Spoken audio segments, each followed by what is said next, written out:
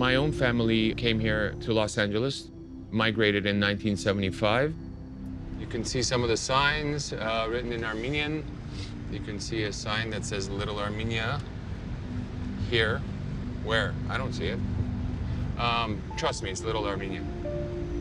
Right in the middle of Hollywood, the Armenian community had a school, a church, different cafes, bakeries, restaurants. Hey, how are you, bro? Hey, Serj. You know, it was a settlement with Armenians from all over the world. Very good. How's everything? Good to see you. Very good.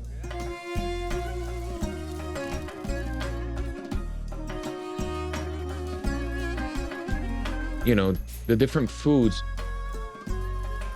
the smells that you get walking on Hollywood Boulevard or Fountain. I mean, look at this. It's like heaven.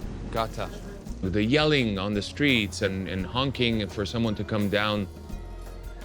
All of those are kind of really beautiful tapestry in my mind as a child.